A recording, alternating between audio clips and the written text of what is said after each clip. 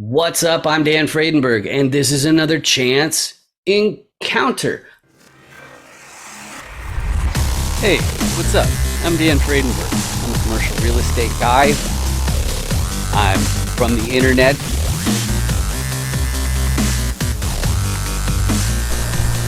We're seeing more properties like this being built in front of a house that's going to be torn down soon. I understand that there are power lines that are getting kind of close. What's up again? This is Dan Fredenberg, and that there is a commercial real estate building.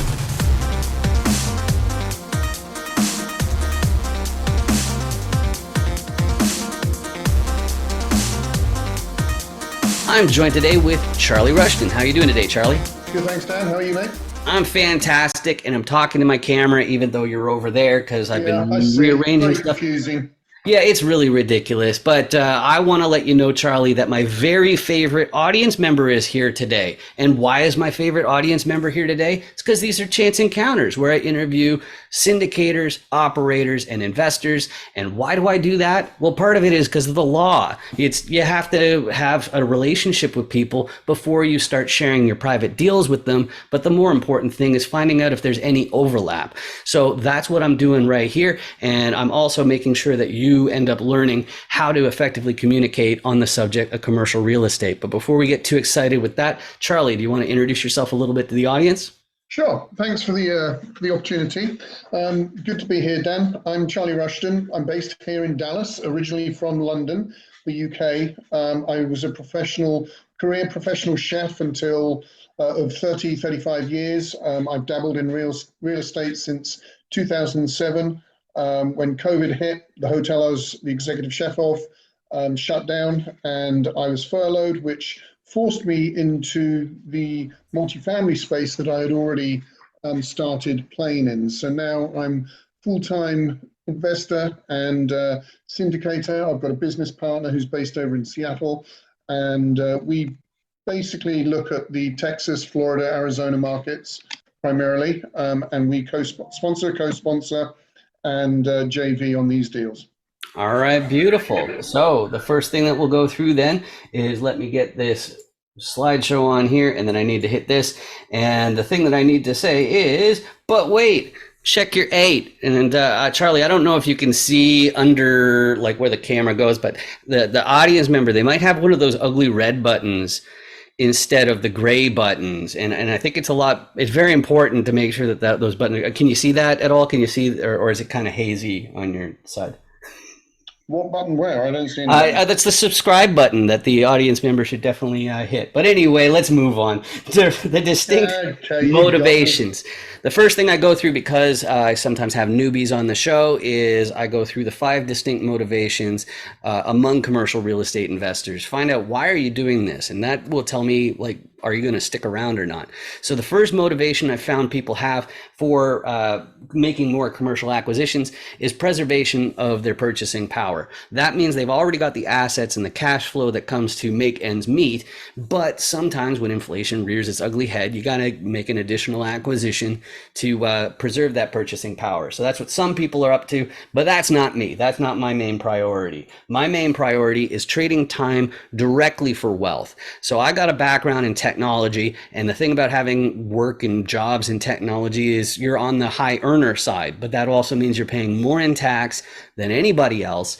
And so it hit me as like, well, why don't I pivot to make sure that I'm increasing what I actually want and decreasing what I don't want? So that's why I'm involved in all this stuff. But a lot of people, they go to commercial real estate because they're trying to fast track retirement.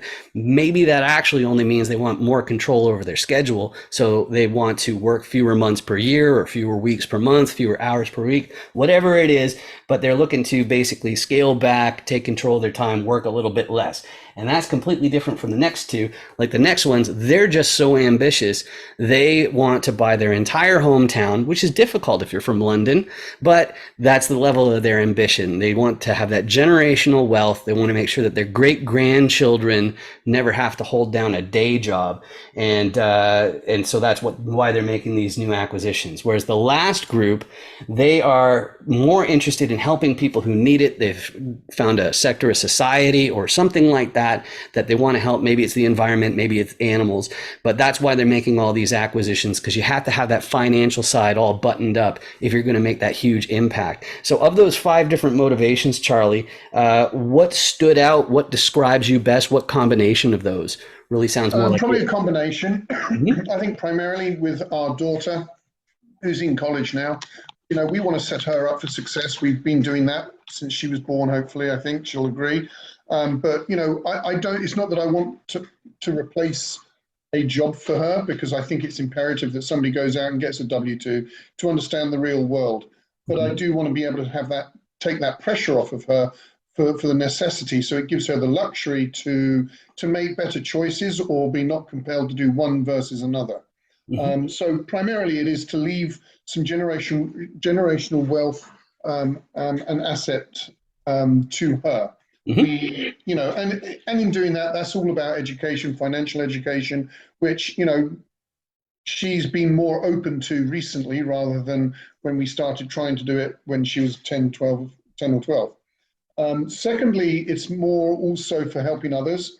Coming from the background of being a chef, I've always felt that, there are 3 fundamentals that everybody should have in life, and that is food, shelter, and love.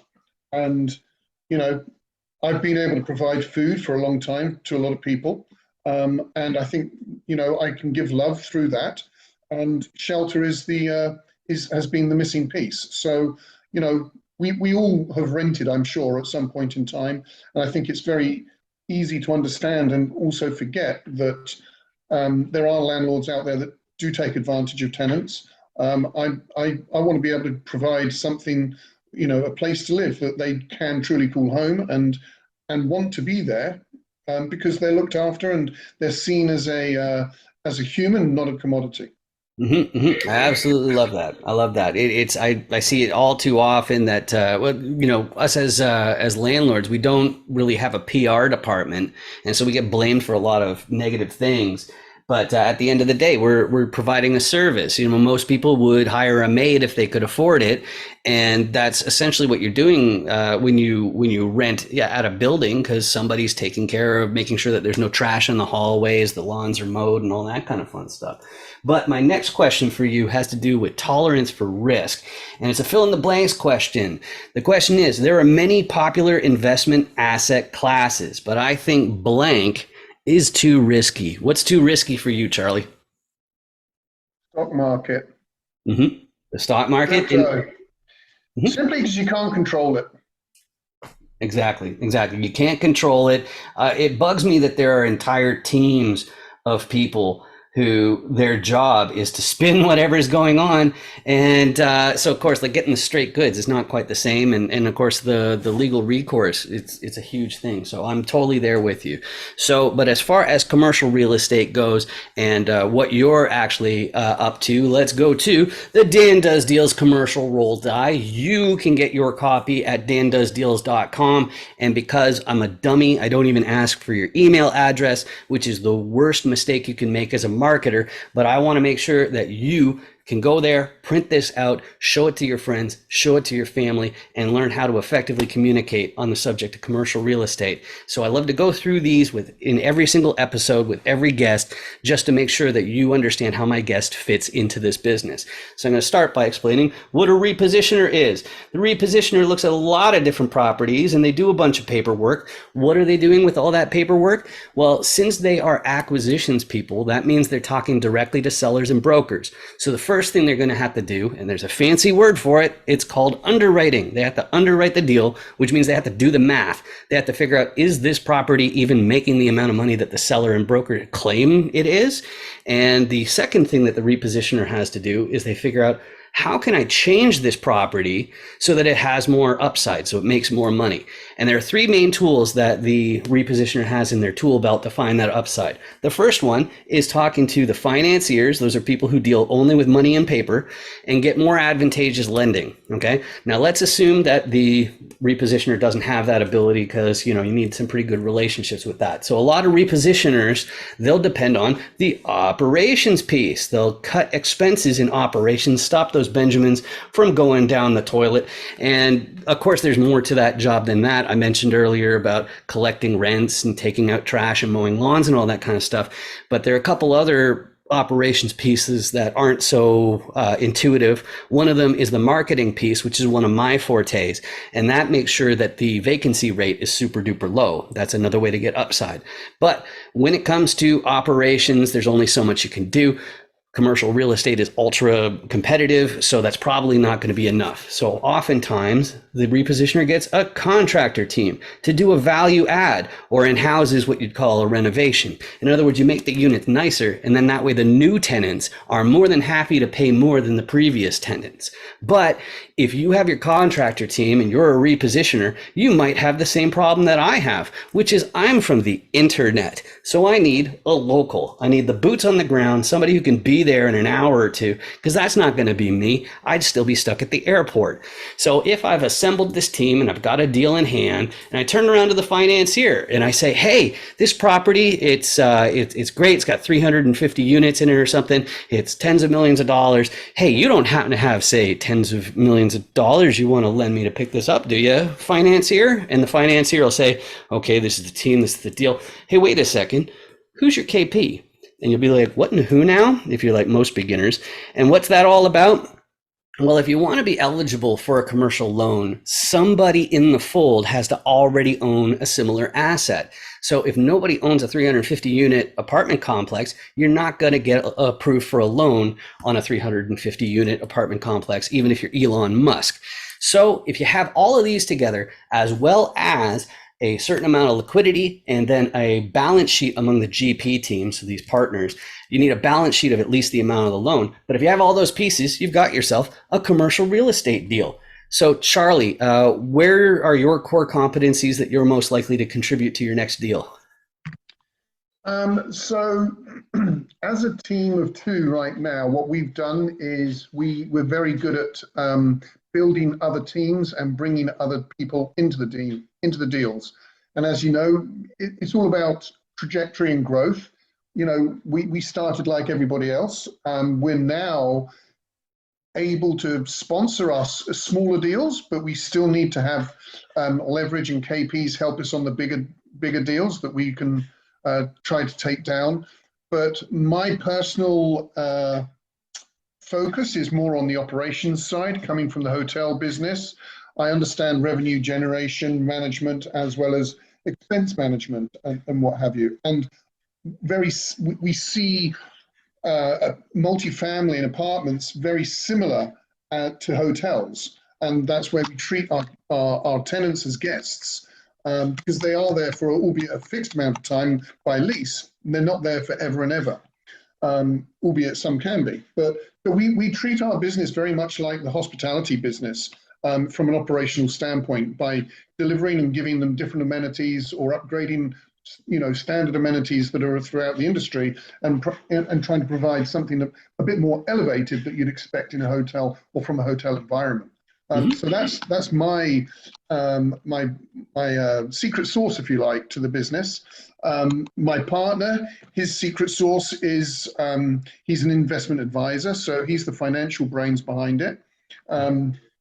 And we realize, as you scale, you realize that you can't do everything. So we brought on an analyzer, and he's a professional underwriter. So we kind of passed that on, and the deal that we have with him is that he underwrites everything very, very deeply, and anything that we go for, we want to bring him in on the deal as well. And so we share that competency and skill sets within our team.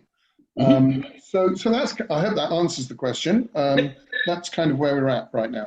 Yep, beautiful. Yep. So yeah, exactly. So you're a repositioner with some KP on smaller deals roles, and then of course everybody is to some degree a financier. So I completely love that. But let's talk about the actual deals themselves. So when commercial investors, syndicators, and whatnot are turning around to each other to say, "What's your ideal property? What's your ideal deal?" They're really talking about three main things. The first one's geography. Okay, which state are we talking about? Which counties? Which neighborhoods? neighborhoods. Okay, that's a super duper important if you're going to say this is exactly what I want. The second thing is the size of the deal, and in multifamily you go by the unit count to figure out how big it is. Okay, so some people are going to be interested in 5 to 10 units, other people are going to be looking for 150 units, and those are completely different situations to run, and the teams are going to look a lot different. So you need that unit count. Of course, we're talking commercial, so if there are some like warehousing and industrial where it's square footage, but that size is the second one. The last one, unfortunately, it's one word that means two different things in real estate. The word is class. Okay, the first meaning of class, it has to do with the condition of the building. So is it old? Is it up to date? Is it luxurious, or is it completely no frills? Okay, that's the first version of class. The second version of class has to do where the property is located in terms of how desirable is it. So what are the school districts like? What is the crime like? Okay, and both of those are rated using the same system as grade school, where it'll be like a B minus or like a C plus or an A and so on like that. So Charlie, as far as properties go, what's easier to say yes to and more difficult to say no to? That's a good way of putting it. So we say no to D-class assets no matter what. We're just not that brave. And you use the word as repositioner, which is pretty accurate for us right now, because we're pretty opportunistic in what we look at and do. To the point that we're actually kind of focused on doing quite a lot of hotel conversions to multifamily right now, which is probably the absolute consummate repositioning. So that kind of highlights what we do, and that's what we look for. So therefore, we're looking at about 100 plus to about 200 units of hotels. We're looking for extended stay kind of style, garden style, single or double story properties, primarily in prime markets that have got the workforce housing. I know we've got shortage everywhere of housing, but we're looking for the C minus to C plus areas and asset grades that we can actually bring to bring a better quality of property and product to that market. By doing so, and by natural default, we play in the studio and one bedroom unit areas. So therefore the demographics have to support that, the type of the age of the demographic, and again, coming back to the workforce housing. We've been doing that a year and a half, but we do traditional multifamily as well. Another element of what we're looking to try and do is build a portfolio of smaller properties, predominantly wanting to be in the DFW area because of its concentration of smaller multifamily properties. We find that people tend to want to stay away from those. The syndication rule is 75 or more. We're looking for 75 or smaller, which allows us to actually syndicate those ourselves and be the lead sponsor without having to bring a KP into it. I love it. I love it. So my next question then, it has to do with relationships and who you can help the most. So as I've shown with this die and how it's six-sided, nobody is really all of the sides for any meaningful amount of time. And people will have their core competencies that will find their own niche. So one of the things that I find personally is because I've got this background in marketing, I opened up a CRM agency back in 2011, and that's been my way to get into this business.